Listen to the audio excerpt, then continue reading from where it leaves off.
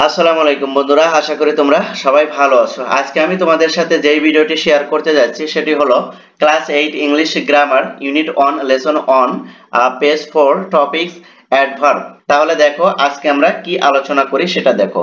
প্রথমে আমরা যেটা আলোচনা করব সেটা হলো অ্যাডভার্বস।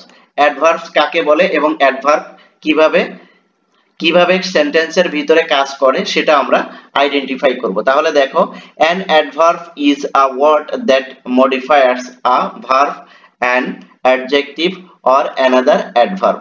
অর্থাৎ আমি যদি এটা বলি যে অ্যাডভার্ব মডিফায়ার করে কাকে, ভার্বকে, অ্যাডজেক্টিভকে এবং অ্যানাদার অ্যাডভার্বকে। এটা আমি বাংলায় আরেকটু সহজ করে তোমাদেরকে বলি যে অ্যাডভার্বের কাজটা কি সেটা বলি, তাহলে আমি এভাবে বলতে চাই যে অ্যাডভার্ব সেই সকল শব্দকে কি করে, মডিফায়ার করে যেটা নাউন এবং প্রোনাউন ছাড়া বাকি পার্টস অফ স্পিচকে মডিফাই করার কাজটাই হলো অ্যাডভার্বের, রাইট? আশা করি তোমরা খুব সহজভাবে বিষয়টা বুঝতে পেরেছো। যেমন এক্সাম্পল যদি দেই তাহলে দেখো, the teacher carefully checks the homework, right? The teacher carefully check the homework. শিক্ষক কি করছে, খুব সতর্কতার সহিত কি করছে, হোমওয়ার্ক গুলো দেখছে। এই যে এখানে দেখো, এই যে চেক, এই চেকটাকে কি করছে, ভার্ব, রাইট? এই কেয়ারফুলি এসে কাকে মডিফাই করছে, এই যে চেকটাকে মডিফাই করছে, অর্থাৎ ভার্বকে মডিফাই করছে। কারণ অ্যাডভার্বের কাজই হলো কি, নাউন এবং প্রোনাউন ছাড়া অন্য পার্টস অফ স্পিচকে মডিফাই করা। যেহেতু এই যে ভার্ব এটা একটা পার্টস অফ স্পিচের ভিতরে আছে, যার কারণে কেয়ারফুলি এখানে এসে মডিফাই করছে। তারপরে দেখো এখানে ওই কথাটাই বলছে, here carefully is an adverb that modified the verb check, right? যেটা আমি তোমাদেরকে আগেই বলেছি। তারপরের এক্সাম্পলটা দেখো।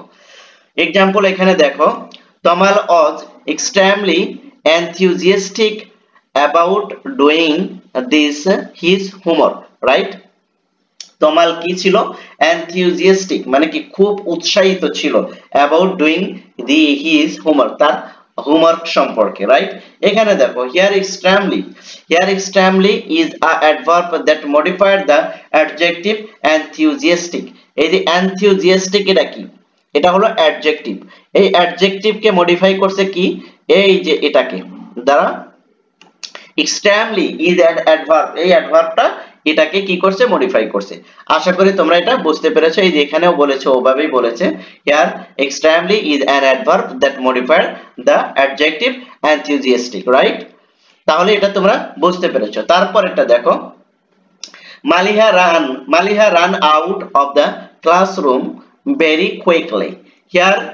here very is an adverb। এখানে হেয়ারটা কি, এখানে দেখো ভেরিটা কি, ভেরিটা হলো adverb that modified the adverb কিসে, কুইকলি। এই যে কুইকলি কে কি করছে, মডিফায়ার করছে।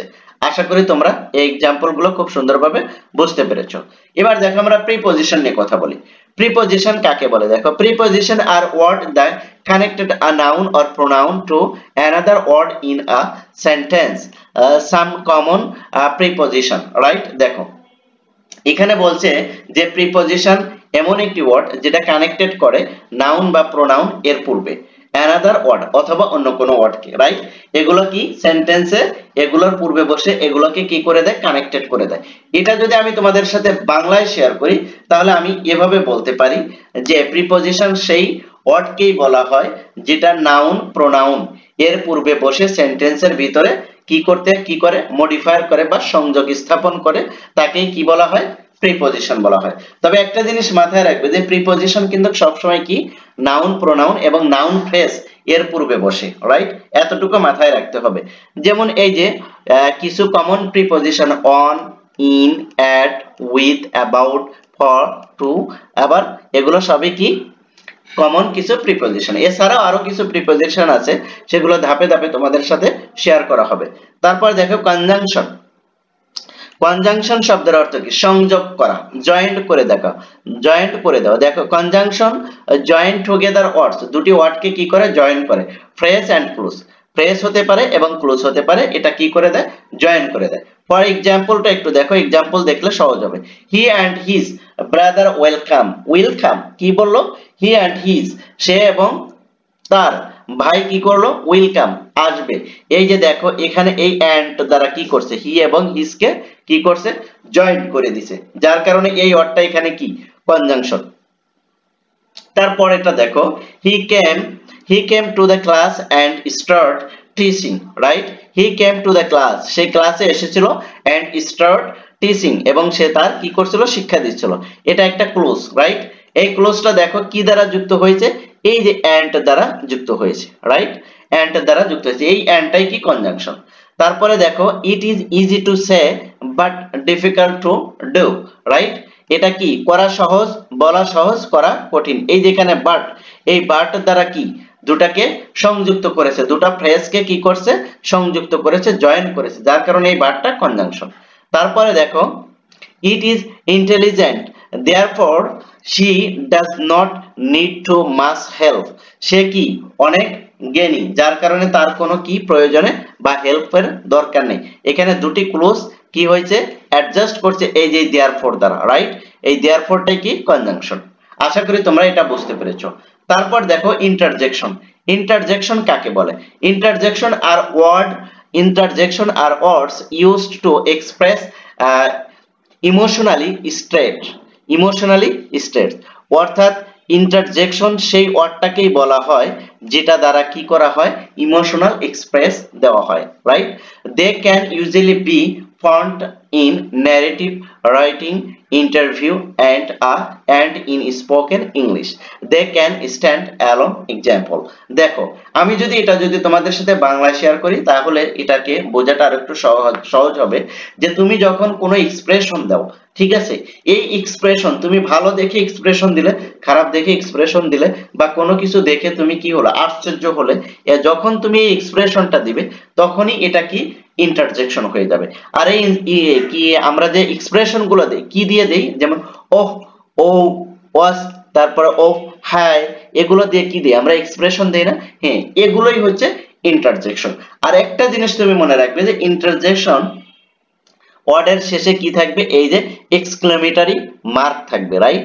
এক্সক্লেমেটরি, আমরা যে সেন্টেন্সে পড়েছিলাম না এক্সক্লেমেটরি সেন্টেন্স, তার একটা যে এক্সক্লেমেটরি মার্ক, এই মার্কটা থাকবে, রাইট? এই মার্কটা থাকলে তুমি সেখানে কি বলতে পারবা, যে এটা ইন্টারজেকশন। আশা করি তোমরা বিষয়টা বুঝতে পেরেছো। তারপর বলছে they can also be used in phrase or sentence, এভাবে কি করো, তুমি এগুলো ব্যবহার করতে পারো সেন্টেন্সের ভিতরে। আশা করি তোমরা বিষয়টা বুঝতে পেরেছো। তারপরে যদি না বুঝে থাকো তাহলে অবশ্যই কমেন্ট সেকশনে আমাকে জানাবে, আমি কমেন্টসে রিপ্লাই দেব। আর এই ভিডিওগুলো যদি তোমাদের যদি কোনো উপকারে আসে তাহলে তোমাদের কাছে আমার একটা হাম্বল রিকোয়েস্ট থাকবে, তোমরা এই ভিডিওগুলো তোমাদের ফ্রেন্ড সার্কেলের ভিতরে শেয়ার করে দিবে অবশ্যই। আর দেখো এই ভিডিওগুলো ধারাবাহিকভাবে পেতে চাইলে অবশ্যই তোমাকে কি করতে হবে, এই চ্যানেলের প্লে লিস্টে ঢুকতে হবে। প্লে লিস্টে গেলেই কিন্তু তোমরা তোমাদের ক্লাসের গুলো একদম ধারাবাহিকভাবে ভিডিও সাজানো আছে, সেখান থেকে তোমরা পাবে, এবং তোমাদের সময় অনুযায়ী সময় সুযোগ করে তোমরা ভিডিওগুলো দেখে দেখে শিখতে পারবে। ওকে, তো আজকের ভিডিওটা এ পর্যন্তই। এতক্ষণ পর্যন্ত আমার সাথে থাকার জন্য সবাইকে আন্তরিক ধন্যবাদ। Thank you so much. আল্লাহ হাফেজ।